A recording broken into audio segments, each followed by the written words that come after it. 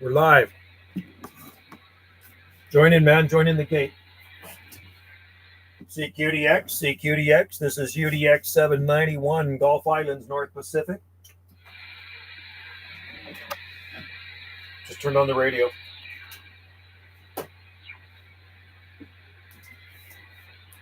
Get some water. Just got home from work a little while ago. CQDX, UDX 791, Gulf Islands, North Pacific.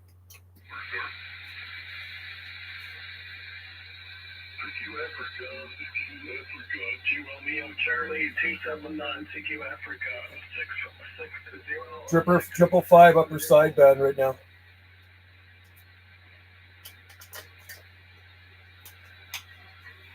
Calling CQDX.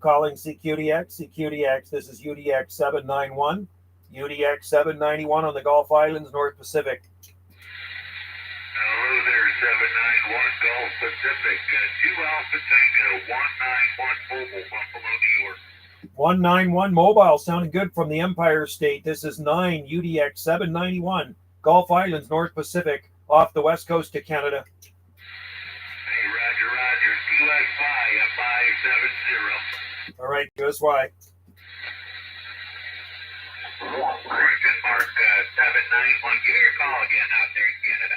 Yeah, okay, they're New York Mobile Station. It's 9 UDX 791, so 9 United Delta X-Ray 791. Hey, Roger. You out there off of Vancouver Island? Yeah, you betcha. We're on the southern Gulf Islands, and we're tucked up against the very southern point of Vancouver Island. Hey, Roger. All right, here's Chris, Charlie Hotel, Romeo, Sierra. I have you about 5 and 5. I'm on my way home from work here. Heading northbound down here. Good to hear you out there. Yeah, right on there, Chris. Sounding good up here. I got you about 5 and 7. What was your number again? I'll write you. 191, 2 2 Alpha Alpha Tango 191. Tango 191. Yeah, that mobile's doing a good job for you. Hope you're having a good day out there. I just got home from work about 45 minutes ago. We got a pretty nice day out here on the Gulf Islands. It's 50, just about 51 degrees out, sunny. Yeah, Roger. Well, we're sitting here at about 3 degrees centigrade. We had our first snowfall yesterday. Nothing really accumulated on the ground. But this is Buffalo, and you know how it is up here in the north. It'll be cold quick. Quicker, it drops like a man. They're good. Hey, Roger on that. Well, as long as you got your snow tires on, you're good to go. Yeah, the winters here are pretty wet out on the Gulf Islands. So the wet season is usually, starts in November, and we get a lot of rain here in the winter. Yeah, Roger. I mean, I'd say a good portion. I think it rained 9 days in a row. And we had Make mine 99 first. Right on, buddy. Good to have you in there. For sure. Hey, Roger on that there. Yeah, no, we can get a little bit of snow at times. It never lasts that long, though. Usually just ends up turning to rain. Our islands are our island chain is same archipelago as Washington State, San Juan Islands. So we can see over to the San Juan Islands from here. Yeah, Roger. All right, my friend. I'm going to let you go. Trip 570 there. Make mine 99. I'm running an RCI 2980 WX base station here, putting it through a 3-element flat side serial Yagi pointed your way, and D104 with a Texas Star 500 high drive amp turned down to about 100 whiskeys.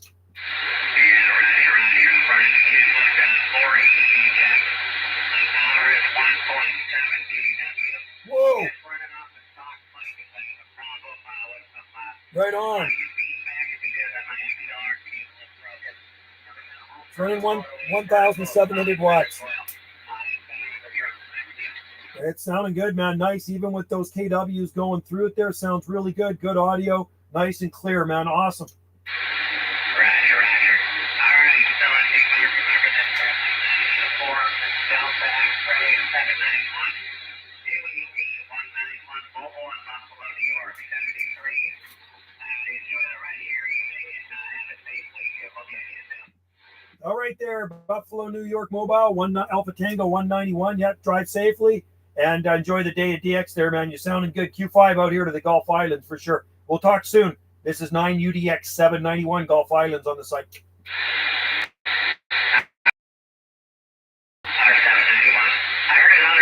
Take care.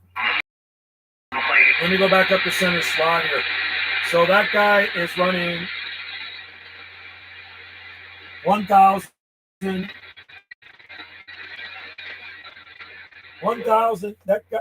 That guy was running 1,700 watts in his mobile. We'll do some gates next few days. Right on. Make mine 99. Now I like that name. Do you run an Antron 99? Is that why? Make mine A99. Ah, okay, gotcha. Yeah, because I like Antron 99s. I do have one, and I've had it up for over 30 years now. And it's been in different areas on our property. And the highest I had it up was about 85 foot in a fir tree. And I did take it down after about 10 years or so up there. And I've had it in different areas. So, no, it's about a Techno. Oh, okay. I thought maybe Antron 99.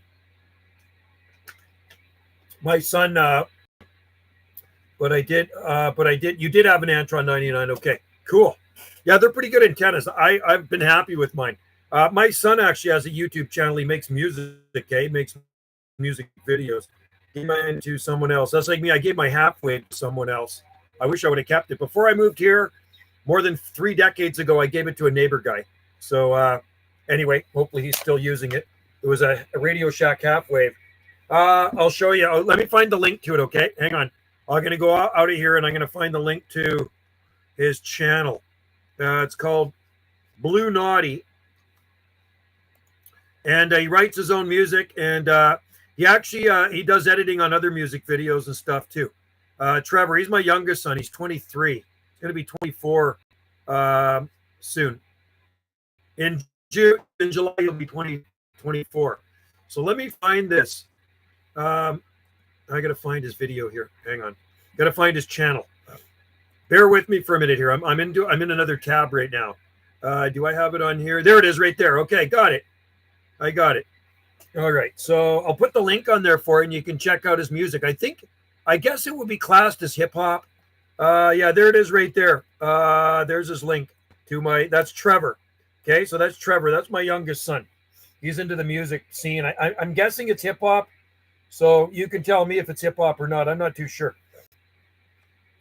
Yeah. So anyway, I'm going to go down to a lower channel there because I know Dallas, UDX 347, might want to get a hold of me. So let's go down.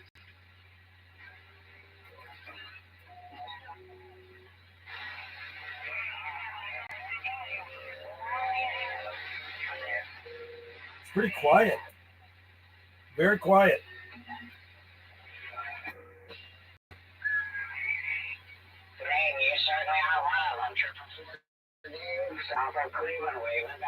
Okay, let's see. I'm on 365. He's got 4K. He's doing good. Yeah, I think he's doing okay. And his job is editing other people's videos. CQDX. This is UDX 791, UDX 791, Gulf Islands, North Pacific. Thank you for shouting out there. 365. CQDX. This is UDX 791, UDX 791, Gulf Islands, North Pacific.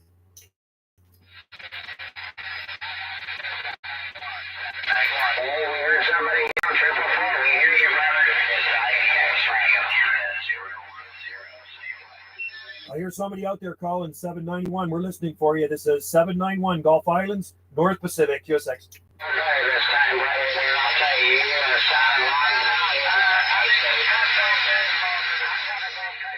Too noisy in there, man. Wow, he's really good. I'd say it's pop. Oh, it's pop music. Okay, yeah, I'm not too sure what it is. I'm a total metalhead, right? But I like it. It's nice music. It sounds good. But yeah, so you know better than I would. So yeah, Trevor. His name's Trevor. He's a good guy. He just lives over on the Big Island, just west of us here. He actually quit his day job because he got a better job, like I say, editing videos for somebody for some company. I'm going to try on 395. If you guys are out there, listen for me. Say QDX. This is UDX 791, UDX 791 on the Gulf Islands in the North Pacific.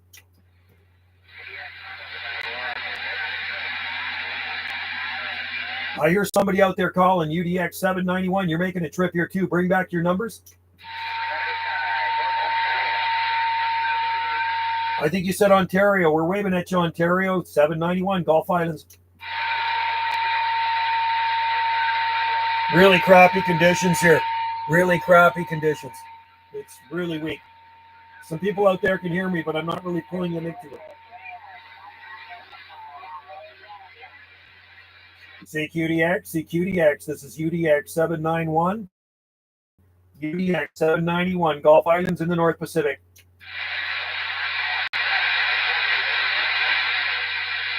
Oh. Yeah, 314 mobile. We're waving at you. 314 mobile. What was your QTH? This is 791.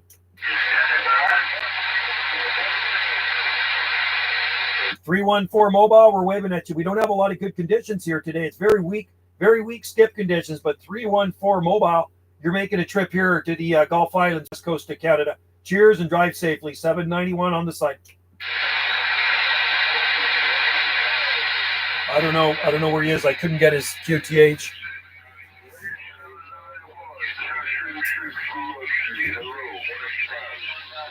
Two six six Biloxi, Mississippi, QSL.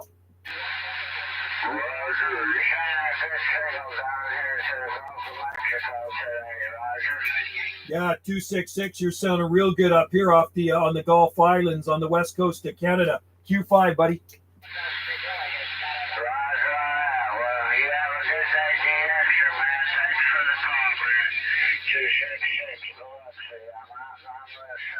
All right, 266 Biloxi. Cheers to you, buddy, and happy DXing. Thanks for the comeback, my friend. UDX 791, Gulf Islands, North Pacific, QSX.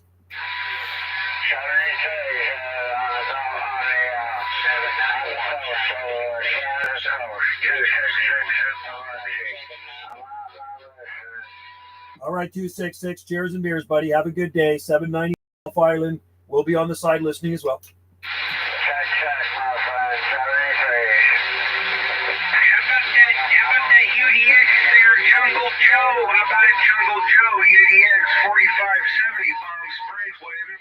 UDX 4570 Palm Springs. How you doing, buddy? Doing pretty good. Getting ready for the heat here. It's now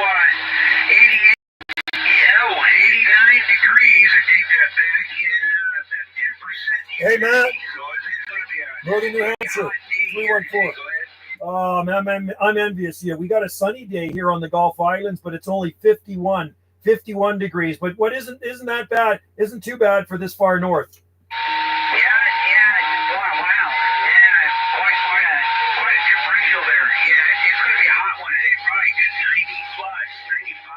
Oh, Diesel Wagon, Matt, UDX 314. Good to have you in there.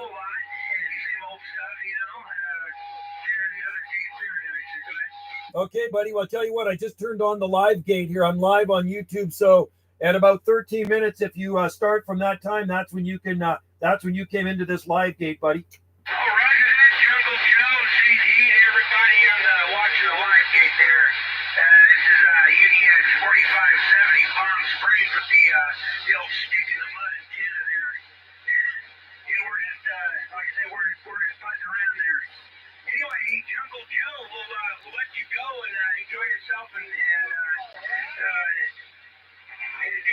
You're video gating there. Let somebody in there get a stab at it.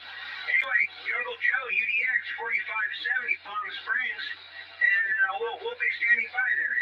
I'll tell you what, you're hitting me 40 over there. UDX 4570 Palm Springs, 40 over last transmission. So that stick in the mud radio, or sorry, antenna is blowing smoke up here on the Gulf Islands. You're shaking my radio room. Have a good day. Enjoy that heat. Stay cool. Maybe go jump in a pool or keep the air conditioning on. We'll talk soon, buddy. Thanks for joining in. UDX 791 Gulf Islands on the site. Roger that. 791, 73s. Take care, buddy. Good sounding station. Good sounding station. 791. You're really strong in East Tennessee. Hey, 185 East Tennessee. You're the same way up here on the west coast of Canada. Out here on the Gulf Islands, you're smoking in here.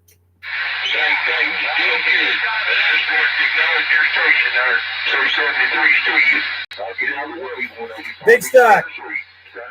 All right there, buddy. 185 Tennessee. Cheers to you, my friend. Thanks for coming in. Sounding good, man. Way up into the red, buddy.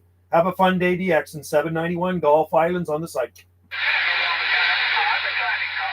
I'm on 395.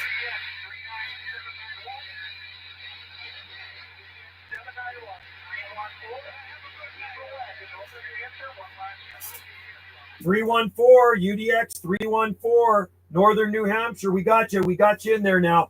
UDX 314 Northern New Hampshire. We're waving at you. 314. We got you. UDX 314 Northern New Hampshire.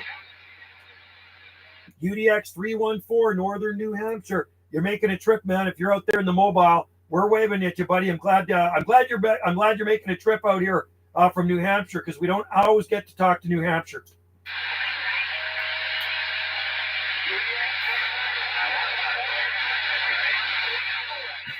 That's awesome. 314. I hear you, bud. All right, thanks a lot. UDX 314 New Hampshire. Cheers to you, buddy. Thanks for coming in. Thanks for joining in the live gate. Always good to talk out there to the New England states. This is UDX 791 listening. Take care, buddy. That's awesome. Jesse Barr. United Delta X-Ray. UDX stands for United Delta X-Ray. It is here. United Delta X-Ray. I think Wagon Master 390 started it in Utah, right? Matt, you made it, buddy. Sorry, it's just there's not a lot of skip coming in here, bud. We could hear you out there. You made the gate, and I'll put your UDX 314 Vermont, or no, sorry, New Hampshire. I want to say Vermont, New Hampshire. There you go. So your name goes in the title of that gate. It is November 1st today. Happy November 1st, everybody. You know, it was 1 year ago today I actually started my new job, my retirement job. You know, when you're retired and you take on a part-time job? Well, I retired 2 years ago from the Parks Department, Parks and Rec. And then I was off for a whole year. And then I got a job working in country grocer maintenance. So today I was digging holes and just doing things. I work behind the scenes. But yeah, it was 1 year today that I started. It's a pretty good place to work, man. You got to like it. The grocery discount is insane. 30% off groceries really helps. So anyway, yeah, Jesse Barr, Delta X-Ray is United Delta X-Ray. It doesn't mean anything. It's just a group, yeah. Sounding good. Well, DX, well, you know what DX, Delta X-Ray, DX is long distance stations. That's what I'm DXing right now. I'm shooting DX or skip. When you say CQDX, is there any far off stations that can hear the station? They're copy. Copy means do you hear me, right? The discount is worth it. 30 and 40% off groceries. Same, yeah, because I know you're beside New Vermont. United DXers like it. Yes. What are you eating today? I had, actually, I got to finish off my sunflower seeds. I had sushi. I had some sushi at around 9:15. I had some sushi. Then I had some smoked tofu for lunch. And I'm not a vegetarian, with some rice crackers. Hello, UDX 791 crew. There he is, UDX 4570, Palm Springs. In the heat. We're envious. It's 51 degrees here, 51 degrees Fahrenheit at 48 degrees north latitude.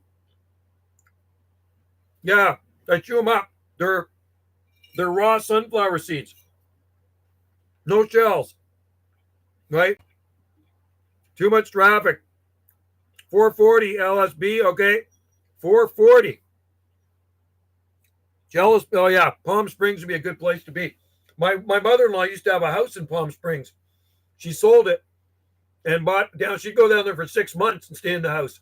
She sold it and bought in Sun City, Arizona. But once she reached about 80 or 81 years of age, the travel insurance doubled. So for 6 months, her travel insurance was $4,800. So she ended up selling it to her boyfriend that lived down there. 440. Let's go. Let's see what we can get here. 440.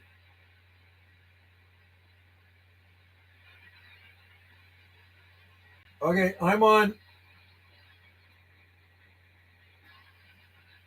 lower sideband 440. It is ridiculous. She's a healthy lady and she's still going strong. I think she's 80, 87. It's going to be blistering nuts here today. You're lucky, man. We're jealous. We're jealous up here in the north. I'm not going to call it the cold country or the Great White North because these islands, it's not the Great White North. It's the North Pacific, but it's not the Great White North. The Great White North is everywhere east of here, far inland from the ocean. What's the largest animal you could think you could beat in a fight? I never even thought about that. Animal. I don't know. Some animals are pretty tough, man. I don't know if I'd want to fight a big animal. Okay, I'm going to call you Haystack 171. I'm on 440. A giraffe. I don't think so.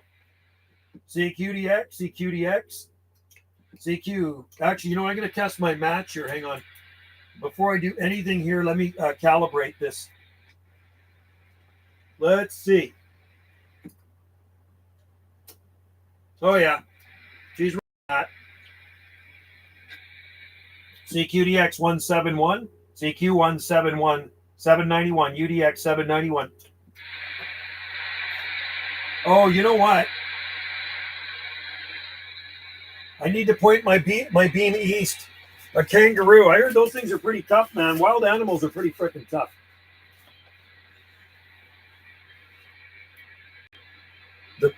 Maybe a baby Bigfoot. 27 440. Yeah, 440. I'm on lower sideband. I'm listening. I'll call CQ, CQDX, CQ, UDX 791, Gulf Islands on the side. Anybody hear me out there? Pretty quiet, man. I'm not hearing anything.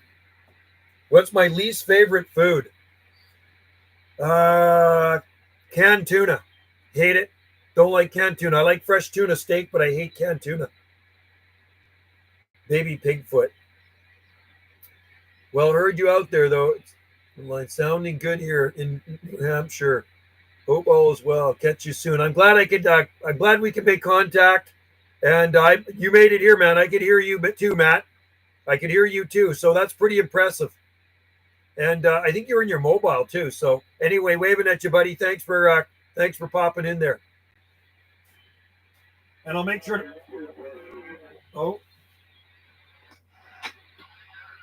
CQ 791 Gulf Islands on the side.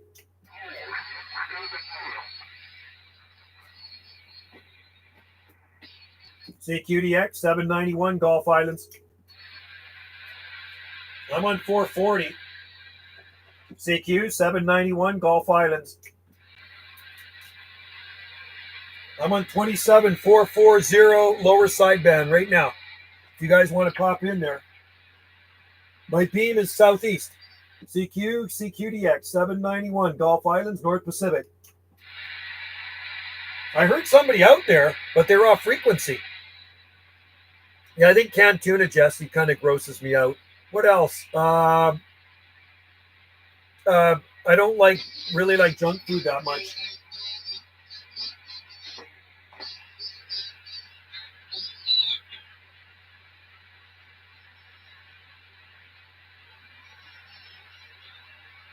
Oh, there we go. Sorry. CQDX, CQ 791 Gulf Islands.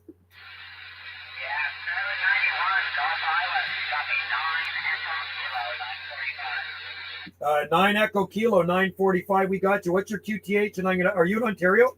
Yeah, Roger, Joe. 9 Echo Kilo 945.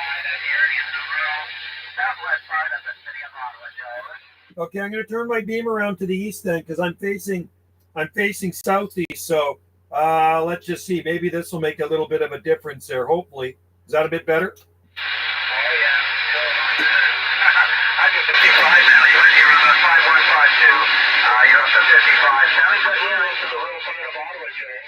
Yeah, Yeah, you're coming in really good. I put the preamp on and you're way up into the red. So now we got you nice and loud. Yeah, just watching the live stream. I'm 171 on your live stream. One of your subscribers for quite a while. So I just actually heard you earlier calling on 555, but I couldn't make the contact there. You disappeared off frequency, and then I started looking on the live stream. Found you, I heard you on 395, but I had so much traffic, so Oh, cool. Make my 99. clear one so we can make this contact over. Right on. Well, you know what? There's a guy, Make My 99 is on the live stream right now, and he can hear you, but he can't hear me. And you're booming in here, man. Like I say, you're just smoking in here. I got my beam, should be facing east right now. I hope you're having a good day out there in Ottawa. How's the weather today? Yeah, Joe, it's been mostly sunny. Mixed up sun and cloud now. Clouds are starting to roll in a bit. Right now we're about 4:41 in the afternoon. We got a temperature of about 2 degrees Celsius, Joe. Well, that's not that bad for Ottawa. 2 degrees Celsius, not too bad. And we do change the clocks back. I think next weekend we go back an hour. Yeah, that's right. The change will come out next week for sure. But it is a drastic change here because honestly, over the last 2 or 3 weeks, we've had more like early fall weather. We've had a lot of temperatures into the 15, 17 Celsius. And then over the weekend, they just dropped. It's like somebody turned the switch and we've been overnight lows of about -1 Celsius and daytime highs of only 2 degrees. So Yeah, but you know what? You got some sunshine there. That makes a whole world of difference. So I love, you know what? I'll take the clear and cold days over the warmer, rainy days in the fall and winter. yeah, and we just had a light dusting of snow. We've had every time the last 2 days I wake up, there's been a light little dusting of snow on the roofs and on the grass, but it goes away. Once the temperature gets 1 or 2, it kind of melts away. So it's not too bad yet. And it's better to have an all-day rain here over.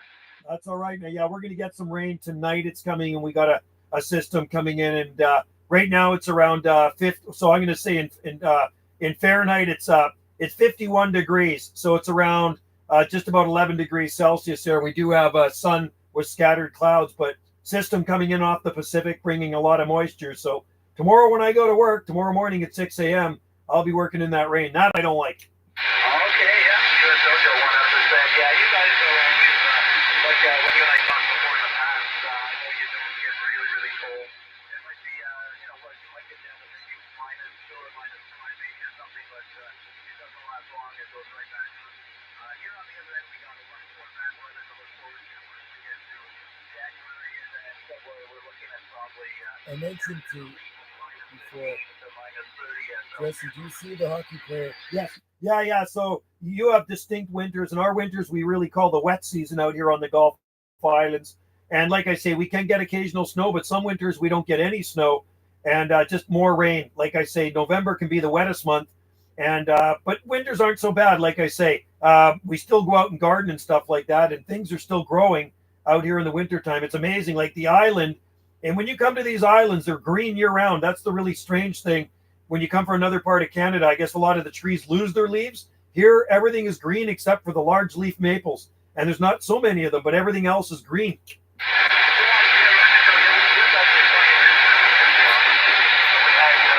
Yeah, I see that. With the neck that killed the guy. It sucks, man. That's a drag. Did you hear about Buffy St. Marie, the singer?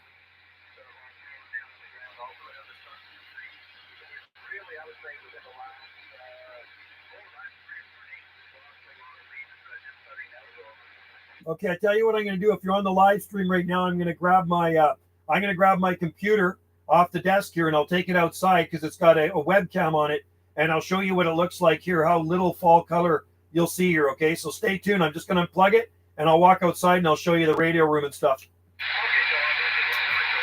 All right. Yeah, here I go. Okay, guys, outside the radio room. Okay, what it's looking like here today. Oh, it's actually kind of clouded over a little bit. So as you can see, there's some fall color here. Azaleas are still blooming. That one right there is a burning bush, but you see the kiwis and bamboo. And then, this is a plant that loses its leaves. It's still green. Jasmine. There's camellias. These stay green. Fatsia trees. This is jasmine vines. And then of course the palm trees, hydrangeas. These are plants that lose their leaves in the winter if it gets cold enough, right? So, and then of course the palms. We have lots of palm trees here. So palm trees are a pretty good indicator of what the climate's like, right? So lots of palms, and then there's the Yagi up there pointing towards Ontario, right? So yeah, you can see she's pretty green. And then here, we'll go out here. There you go. That's what it looks like here at the back of our house. It's like a green jungle, right? So I have flowers every month. Yeah, that's awesome. That's what I like. Flowers. That we do have flowers here every month as well. There's things that bloom here year round on the Gulf Islands here in the North Pacific. In this part of Canada, it's amazing what does grow here. CB Cribs, the TV show. Yeah. So you can see these are my seed-grown palm trees. What do you think of those? I planted those back in the 1990s, and some of them are getting big. I kind of worry about the tall one because it may reach up to the antenna one day, but I'll just have to raise the antenna up, right? And these guys here finish flowering, and then there's berries on them. But yeah, hydrangeas are still blooming, and then the fatsias are blooming too. I'll show you the fatsias. These guys here are pretty cool in front of Wendy's art gallery. These guys are blooming right now. And the hummingbirds like those guys. They're just starting to bloom. All these flowers will open up on these fatsia trees. So that's what she's looking like here on the Gulf Islands in the North Pacific. And there's my radio room right there. So that's the front of the radio room. In the back of the radio room, it's just, like I say, it's just an 8x8 radio room. It's kind of like surrounded by this jungle. There's one of my Harleys under there. I keep this one out under this cover here, and it's plugged in. But you can see the side of the radio room in there. It's like surrounded by kind of like jungle. Right? So that's what she looks like here on the Gulf Island. Man cave, door knocker. And then back into the radio room. I kind of like it in here. So Wendy built this place. This is what she built. 8x8. Right? All right, plug this back in, and there's the wrapper up there. There's my son. There's my youngest son. I have 3 kids, right there with his prom date. Let me plug that back in. So there's your tour today of the garden and what it looks like out here. A lot of people don't realize what it looks like out here, but that's what she looks like. It looks the same pretty much year round. It's pretty crazy, man. On this property, we have thousands of palm trees. I have a palm nursery, so I grow them from seed, right? And I collect all the seed locally here on our island. All that seed is local palm seed right here from Salt Spring Island. And yeah, I sell it, and people come here to buy palms, right? A lot of palm trees here, believe it or not, on Salt Spring Island. Some big ones, been in the ground since the 1960s. Really, really big ones. Is there tarantulas on Salt Spring? No, but we have praying mantis. There are praying mantis, and there's lizards here. We have we have lizards, and we have native cactus too. We have native cactus. We have native succulents, Sedum spathifolium. Then there's another one. We have alligator lizards. We have snakes, and we have praying mantis. But I haven't seen any praying mantis here. They're on the south end, and I think there's those European wall lizards on the south end of Salt Spring. We have them here. No, there's no cactus in Surrey. No, only here on the Gulf Islands. It is a very unique climate, and we have these special trees that grow here that are only found in this area of Canada. They're called Pacific Madrona, and they look like these giant tropical eucalyptus trees. So the bark is smooth, and it peels off of them, and the leaves are green year-round, and it gets white flowers, and white flowers in the spring. Right now, they're covered in berries. Oh, so Wendy's daughter made me a necklace out of the arbutus berries, and she just made this for me yesterday, and she put my silver tiki on it. There's my silver tiki. So they produce these berries, and people make jewelry out of them. Yeah, in Osoyoos, there's cactus. Yeah, but this is the only place on the coast you're going to find the cactuses on the southern Gulf Islands. But yeah, there's Osoyoos, Kamloops, Lillooet, Cache Creek. There's cactus up there too, because I've collected it up there. First time I talked to you on the beam, Joe's working. Yeah, big difference, eh? That's the 3-element flat side stereo, and I'm very happy with it. I've been making some pretty good contacts with it. And Drumheller, oh yeah, different type of cactus and Drumheller, really good cactus and Drumheller. Opuntia polycantha, or maybe humifusa or something like that. It might be that one. I've seen a lot of it in Drumheller, right? But we have the prickly pear cactus that grows here. We have a big cactus patch in our garden here. Really cool cactus patch. We grow agaves too. We have agaves outside. Lots of yuccas and agaves. Yeah, big stack. I'm very happy with it. I do have the beam facing east here. I'll go back up onto the channel here. I'm on 24,400, 24,440, and well, I don't know if I can. I don't know if you're still in there. Let's give it a try. We'll give you a call. How about at 171? How about at 171, 791?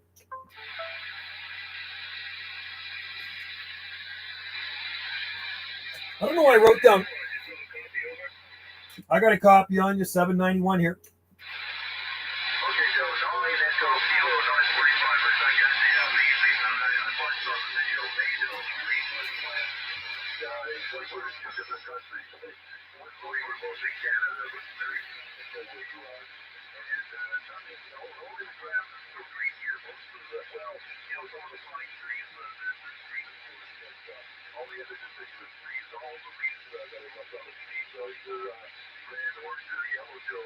Hey, Roger, well, it looks nice. So the fall color looks really nice. And that's the thing what you guys get back east is you get this beautiful fall color. You get lots of reds, yellows, golds.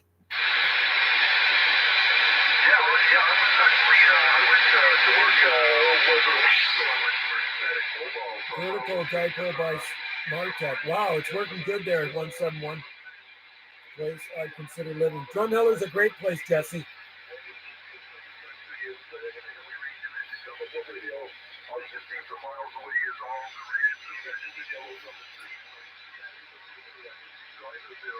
Oh, that'd be beautiful. Yeah, no, I've seen photos of that. It looks absolutely spectacular when you get into central Canada and eastern Canada, Atlantic Canada.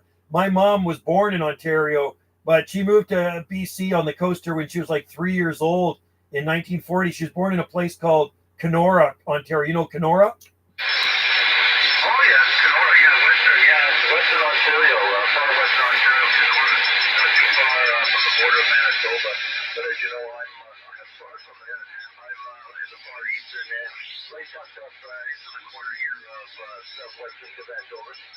Yeah, well, Ontario's a big province. I heard it like takes 2 or 3 days just to drive through it.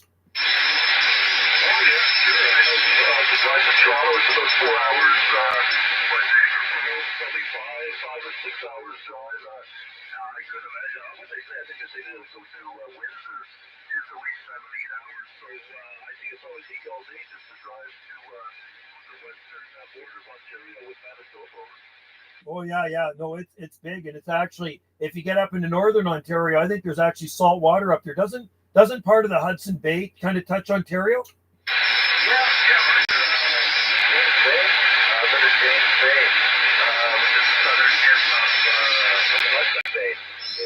Right. Yeah, that's right. And even in Quebec too, they got Gas Bay, right? Gas Bay, I think it's touches the Atlantic Ocean, a small portion of it. Yeah, it's a small little peninsula that just into the biggest St. Lawrence. That's a meeting that went all around it. Really beautiful, picturesque part of the country to the Gas Bay Peninsula. Yeah, it looks beautiful out there. I talk out to Quebec quite a bit. It's the Atlantic provinces we have a tough time getting to. But, you know, in the last month, I did work Newfoundland, Prince Edward Island, and I think was it New Brunswick or Nova Scotia. So I was actually tickled pink about that because we don't often hear Atlantic Canada. I don't know about where you're at, but from out this way, for some reason, they don't seem to come in. Well, yeah, we can get them here usually typical shorter summers here. We'll get New Brunswick, Nova Scotia, PI. For some reason, Newfoundland is a little harder, but they've been coming in a lot lately. Really just on the front of them, and I was just over the States in Germany. And all of a sudden, they cut in after they were the St. John's, Newfoundland. So it's pretty wild here in Germany and St. John's, Newfoundland at the same time, Joe. That's pretty cool. And you think about it, how big Canada is. Like for me to fly to Atlantic Canada, well, that's like a 4-hour time zone difference. Then here in Newfoundland's another half hour. But to fly from Atlantic Canada to Europe. I think it's only like 4 hours or so. Oh, really? Yeah. I was only once in the 90s. I was up to Vancouver. I was visiting a friend in Abbotsford. So I landed in Vancouver. I think it was about a little over 4 hours plane ride from here into Vancouver, Joe. That's not bad. So when we go to Hawaii, it takes us about 5 hours, little over maybe 5 hours to get to Hawaii and come back. We can get back in under 5 hours with a tailwind, right? But you know, there's a couple of islands owned by France off of Newfoundland. I don't know if you know those islands. There's two islands. Just you can take a ferry from Newfoundland to these two French islands, Saint Pierre and Saint Miguel or something like that, or Miquelon. And they are. I wonder if have you ever talked out there on the radio? No, Joe. Maybe Miquelon. No, I've never thought that. I've been dying to. Sometimes on the concert, the member of UDX. So sometimes I see stations in France that are working on a spotting station there. I just on a frequency hoping to hear them, but I never hear them. So that would be a new one for me. But yeah, I wish I could hear them too. I mean, they're so close to Newfoundland. You think we would get them, but I didn't have that lucky to get them yet either, Joe. It's pretty amazing that that is actually Europe. Like when you go there, even though it's very close to Canada, it is actually Europe. Yeah, you're right. If you live there, you're a French citizen. You're a citizen of France. But yeah, it's kind of crazy it works out that way. I tell you, Joe, I worked, what was it, last week? I think it was early last week. I worked 25 Echo Kilo 111. You may have heard him. You may have had a QSO with him. It's probably a lot easier from where you are. But it was amazing to work Mr. Shin, 25 Echo Kilo 111, all the way from here in Eastern Ontario. I know that number. I know I have worked 25 division stations, and actually there was one in there last night at 25 division station, and I told him to QSY to a certain channel, but he got mixed up, and we both got mixed up, so I lost him. But why do I know that? I'm trying to figure out where that QTH is. Yeah, 25 Division Japan. He was in a suburb of Tokyo. I've worked him. I've talked to that guy.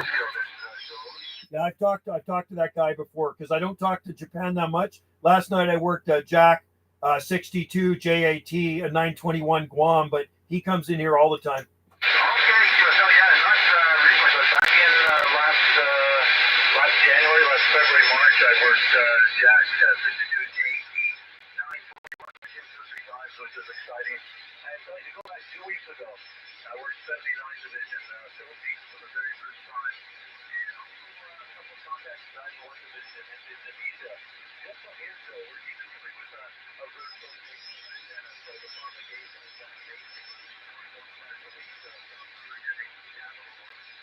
Pretty amazing. Yeah, no, you can talk anywhere in the world. Conditions are right. I've talked all over on my verticals, and I still have my verticals up, and I do use them. I just have them hooked up to other radios there. Last night, Indonesia was in there. Philippines was in there. They come in pretty much every night here. And Australia, every single night. Australia, New Zealand, Hawaii, and Tasmania. Channel 11, I talk to Hawaii every night on their AM.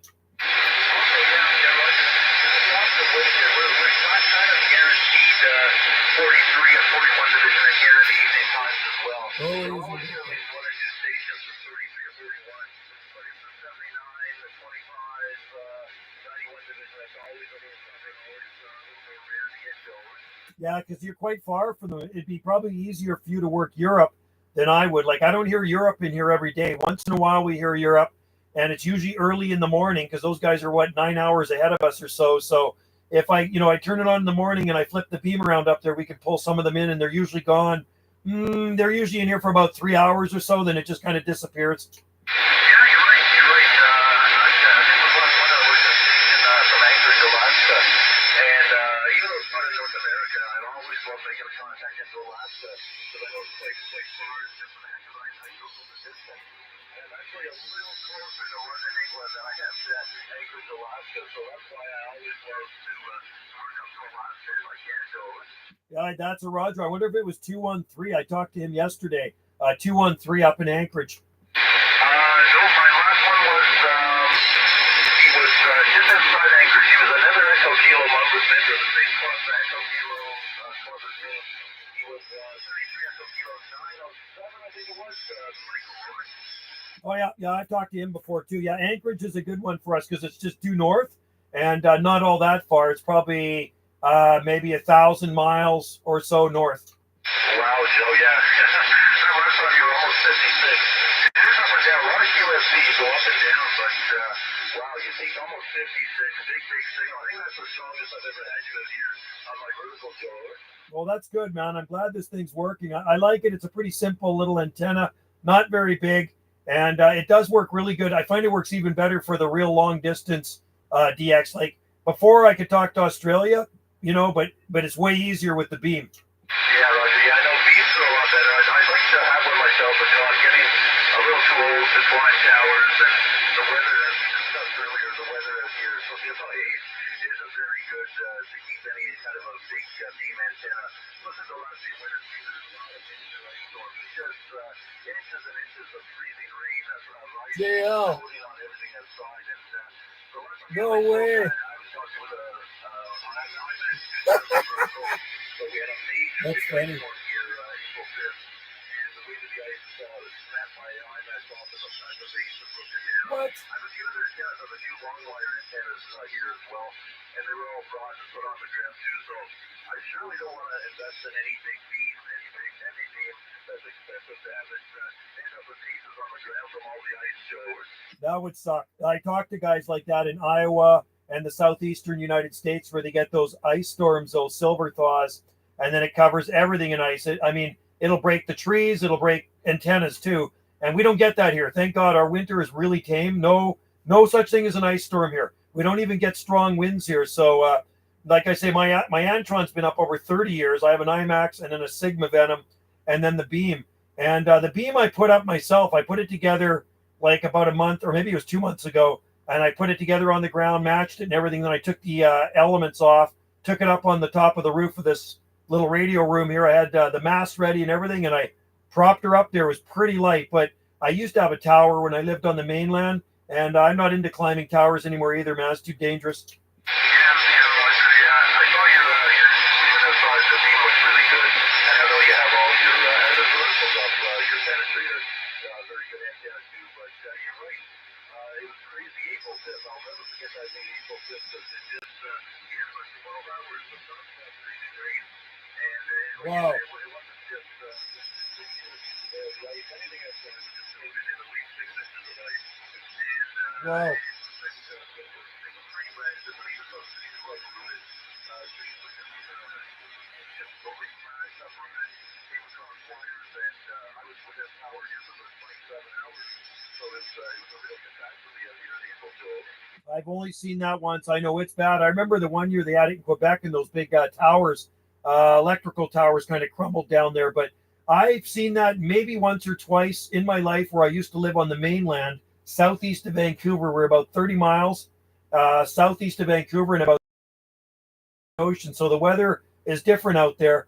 And I remember waking up one morning and I was like, I looked out the back window and my magnolia tree was gone. So I looked down, it was laying on the ground, it had broke it from the ice. Everything was coated in ice. My antennas were coated with ice. I had 2 antennas up at that time. It didn't damage them, thank God. It wasn't thick enough to bother them, and then it warmed up and melted, but I've never seen anything like it. But branches were breaking off the trees right in front of me. Everything was like the branches were weighed down with ice, so they were snapping. Yeah, well, that's what it did out here. And there was even some trees that had branches on the trees. They just completed the lines. 10,000 views. I wonder. I doubt it. I'm going to go check that.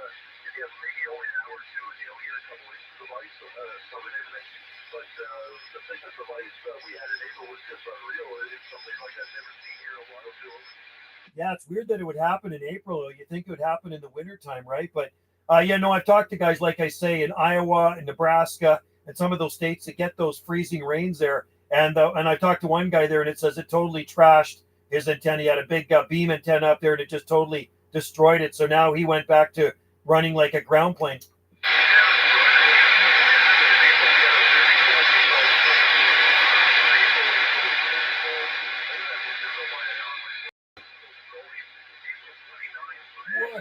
30th,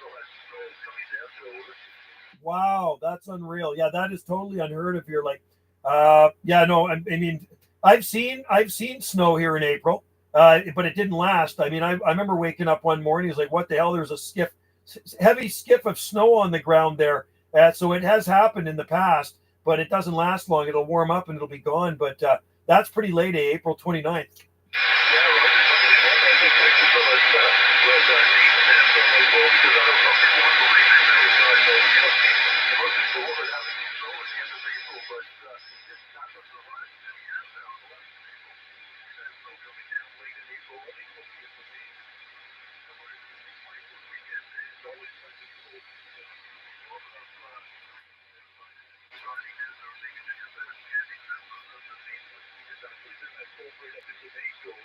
That's when you're great in the gardening mood and you're just ready for spring, and then it cools everybody's optimism. Yeah, I've only seen snow once here in April, and it was I think it was 2008. I think it was, yeah, it was April 2008, and I was like, what the hell? What the hell's going on, man? And there was I'm going to say maybe about an eighth of an inch or something like that. There was enough of it to cover some stuff up. Under the trees there was none, but still we had it, and it was April, so that would have been the latest I've seen it. It was around April. I don't know. I think it was the beginning of April, but anyway, it was just weird to see that in April.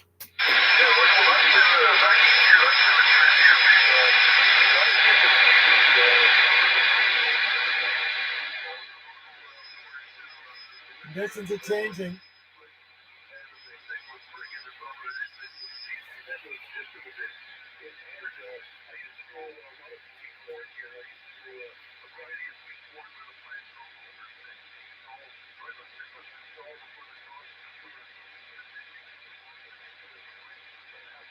Lots of flora.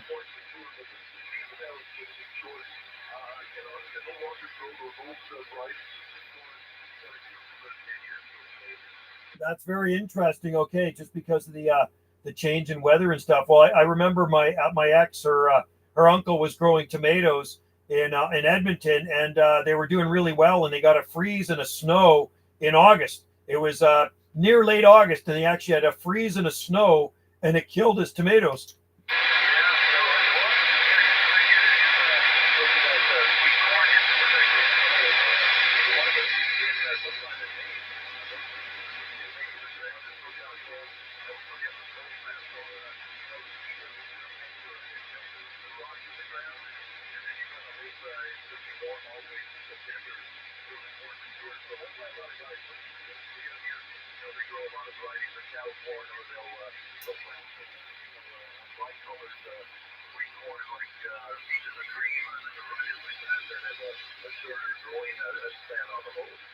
I like peaches and cream. That's my favorite one to eat there. Peaches and cream.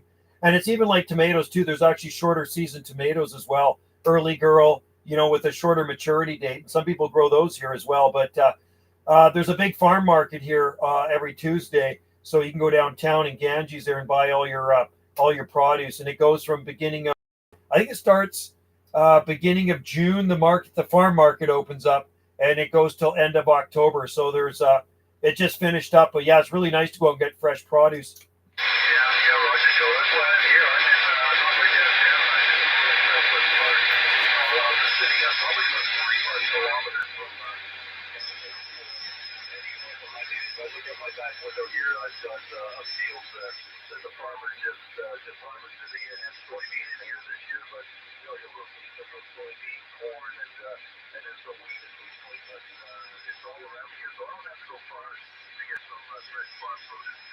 That's the way to do it, man. Living on the outskirts, right? Not living in the urban areas. You're in the rural part of Ottawa, which is even better. You got to like that.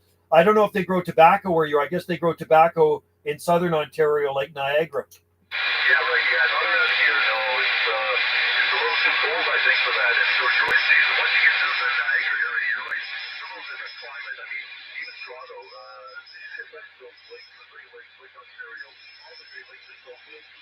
Just goes down by the coast, and then they really have an effect on the weather around the land here. So they have a moderating effect. Exactly. Yeah, that's why it's like that here on the Gulf Islands and on the coast here of the Pacific Ocean, right? It just kind of regulates the temperature, so there's no real extremes. Yeah, well, so that's why they use tobacco here. In southern Ontario, southwestern Ontario, they got the climate for it. You know, all the grapes and cherries, they do all that in the Niagara. But the one we do go here, yeah, a lot of areas from Macintosh apples. There's some places around here that are very famous for growing Macintosh apples. Oh yeah, I like Macintosh apples. Those are good, man. Yeah, and I know, yeah, they do grow a lot of peaches down here. Home gardeners grow peaches here, but we do grow figs. There's slopes there. They got a building there, an olive oil processing plant where they make the olive oil there. Okay, that's interesting. Yeah, usually the difference of the climate, we would see anything like that around here. Any places around here like to grow anything like olives. The difference, the detail around here is three big crops I named. You drive around here, you'll see a lot of soybean, a lot of wheat, or a lot of corn, and a lot of seed corn, especially for the animals. Yeah, you betcha. Oh yeah, no, they like that heat down there. You get a lot of heat and humidity, and I think you also grow a lot of grapes, a lot of vineyards.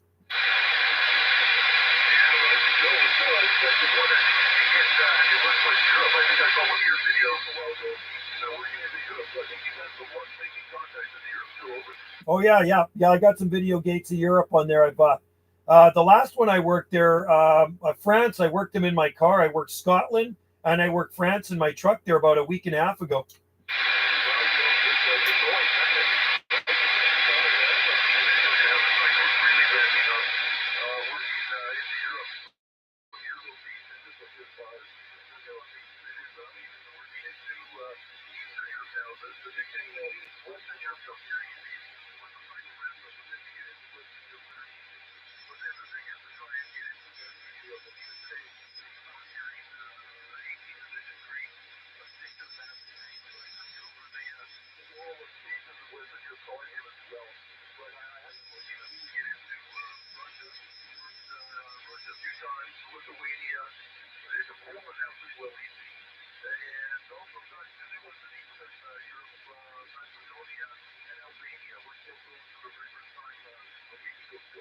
Those are good contacts. I've never worked Greece. I don't even think I've even heard Greece. I've worked Russia a few times. I worked Russia, got a gal in Russia. I got a video gate of it here probably maybe about 3 weeks ago or a month ago.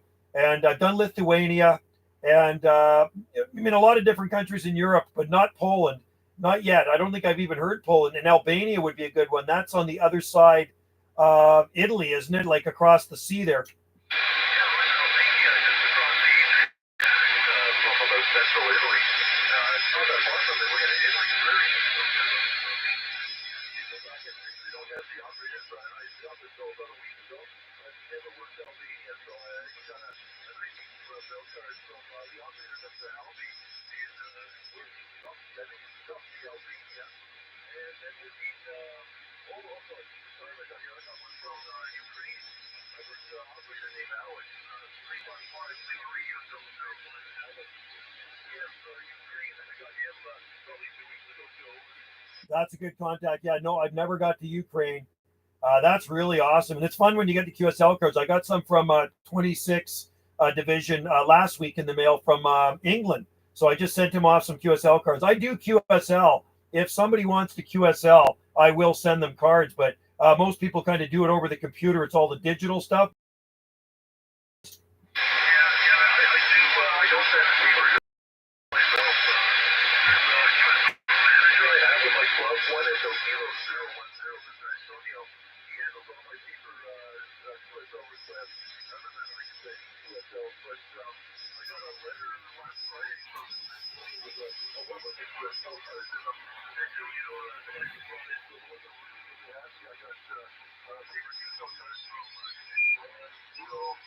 There's mine.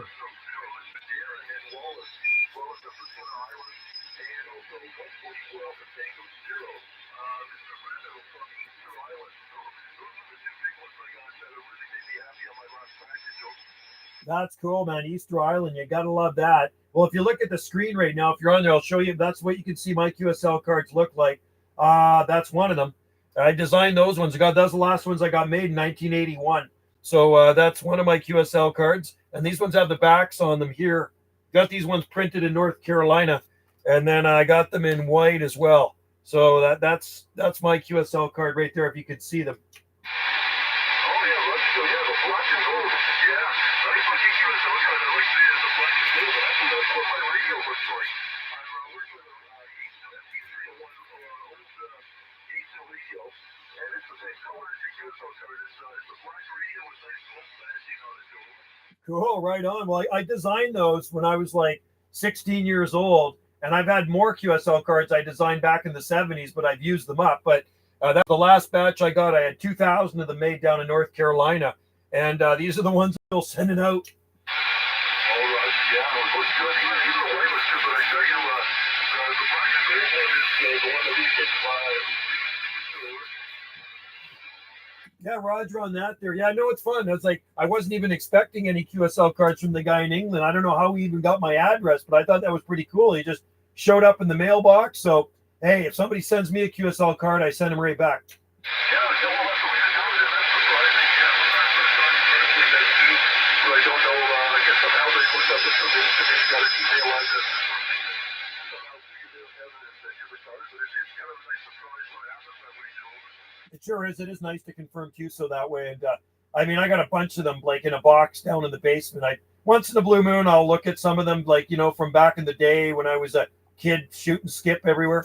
Yeah, Roger. I was in a radio a long time. I first got into radio as a teenager, probably in 1971, and then I discovered True for a little more fun than radio. So I did I ended up getting some good years. Just got that good in 2006. So something was all new to me, especially when I got into radio in the 70s. The Tri-Band was just coming in. So it's always nice to work. The thing of Tri-Band now is kind of new to me. Although, you know, I've been back in since 2006, so I'm used to how everything works now. But it's a little bit of a learning curve at first back then, Joe. Yeah, it's pretty amazing. These new radios back in the day, they had crystals in them, or some even had tubes. But you have 76 for me. That's when my dad brought home a CB receiver. It was like 11-meter band, 23-channel receiver. You couldn't talk on it. And I was like 12 years old, and I'd be listening to this thing with him. But I was listening to Skip. I didn't even know what Skip was. I just thought it would be fun to talk to those guys. So in 1977, I got my first radio. Yeah, well, you're right, Joe. I remember that. You remember the crystals because the very first radio I used was called the Johnson Messenger 1. And they called it a Johnson but it only had one for about six, I think about 6 channels. So that was the crystals for all 23 channels. And then when somehow that you needed to change to whatever channel you wanted to go to, Joe. I remember that with 23 channels, and you could put a couple of extra crystals in there to get that extra couple of channels, and it was a really big deal if you had a 23 channel, because then you had this higher, you could go higher than everybody else, and if somebody else had that frequency, you could get away from some of the H&D on the lower ones. So I had the first 40 channel that came out in 1977, and I still have it, TRC 452, and nothing digital on it. It's got the chrome front on it, little black numbers with a light behind them on the dial. Oh, okay, so Roger. Yeah, well, I remember those days kind of, but it was by the time 40 channels came in, I think I was just losing interest in radio and getting out of it. I saw my very first radio I bought on my own. It's a realistic Navajo TRC 30. I remember it was the day I bought it at Radio Shack. Right here. And I tell you, just 23 channels again. But every now and again, you know, Joe, I hooked it up and I made a few contacts on it. And it works just as good as it did back in 71 or so. Okay, so what you're looking at right now, I got the camera facing it. There's a TRC 30A right there, realistic. That's what you're talking about, and it works. And then there's my first radio over here. If you can see it, it's a TRC 452 right there. That's the one with the little numbers on it, the dial. So that was my first radio. But this is the TRC 30A AM. Got the Delta tune on it, and it still works. And then we have the TRC 40 band 23 channel there. Okay, Joe. Yes, it is identical. My TRC 30 is identical. Except it's not the 80. I think you said you have the 38. That's the model that came out this year, so that's just the 30. I have this, the TRC 30, but yeah, your other TRC 4, what is it, 454, I think, or something like that. It's beautiful radio as well, Joe. Yeah, that's a TRC 48, and I have another one over here with a VFO. That's a TRC 458, that one. And that one I bought in 1978, February 1978. That's a 40 channel base station, right? That's the one with sideband on it. Okay, yeah, amazing, amazing. Some of these old radios. I remember back in the day, some people used to call them Radio Shack. They call it Crap Shack, and it was no good. But I tell you, like this old radio, I plug it in, I use it. It works just as good, just as good. It's we watch. Look at that, what's that? 60 years ago, almost still old. My friends used to say that too when I was running the Radio Shack back in the day. They used to call it Rad Scrap or Radio Crap. They were running Midlands and this and that. And you know what? Never had a problem with any of the Radio Shack stuff I have. It all works fine. Yeah, great thing. I think I have a relative of mine has an old QSO 23. Was it 23 or 24? It's a small little mobile rig. But I tell you know, that radio is still working for him too. And there's a noise blanker that I've never seen a noise blanker that works as good and as effective as the one in that TRC 24B, Joe. Oh yeah. Same with the 458, man. The noise blanker, you push that thing in, and it gets rid of a lot of junk. It's unbelievable.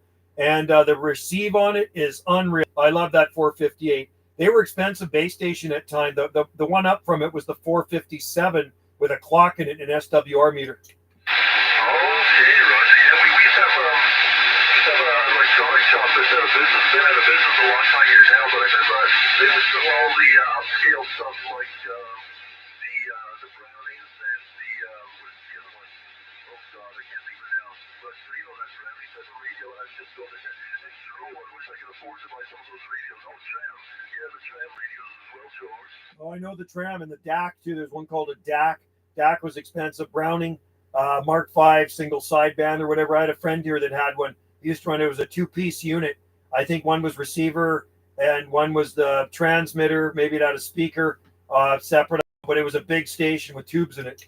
Yeah, you're right. The Browning Golden Eagle Mark 4 or 5 or something like that. We used to just drool over those as teenagers. They were really lovely. I think if you can find one today, one of those Brownings that work, I think they're really great quality radios as well, George.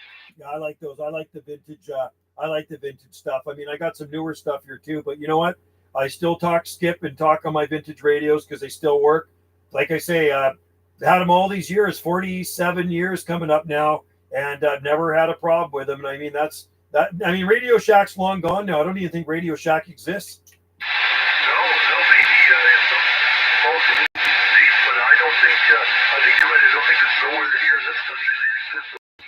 It's too bad. I used to love going in there when I was a kid looking at radios. There was a place stuff too, Durham Radio. Durham Radio in Ontario was good. Yeah, they're in business now too. I drove to them one time. It's probably about a 3.5 hour drive from here. I remember I drove there to buy a radio and buy an antenna. Well, actually, that's where I got my iMac. I had my iMac 2000 up here for about 16.5 years before the ice storm broke it. So I remember I drove to Durham Radio that day to pick it up because really, you know, in this area here, there's just no really good place to buy anything. So I drove to Durham, so I know the exact place you're talking about, Joe. That's cool. Yeah, no, I bought a bunch of stuff from See This Pyramid Power Supply. I bought that from them. I bought that MFJ teletuner, automatic antenna tuner. I bought my IMAX. I bought my Antron 99 from them over 30 years ago. I even bought these Texas Stars from them too, these Texas Star high drive amps. Oh, wow, yeah, okay, yeah. They went out of business too. They all go out of business. I think there's still one place open in the Toronto radio world. And then other than that, you'd have to probably order from an electronic store in the States. Yeah, and then pay the duty. The exchange rate is so expensive.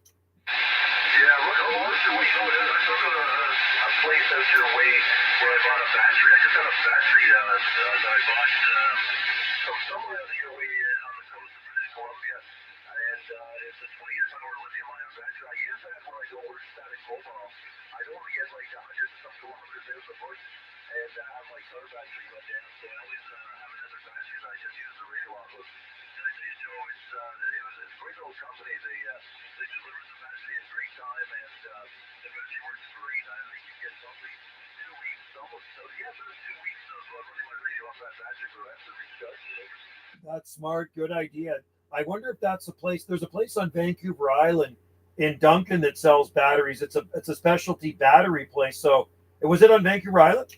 I think it was on the mainland. I'm just looking here at my stuff, and it's a place called Modern Outpost. Have you heard of it, Joe? No, never heard of it. Wow, that's good to know though. Yeah, I wish I could find more that gives you exactly what city or town it's in.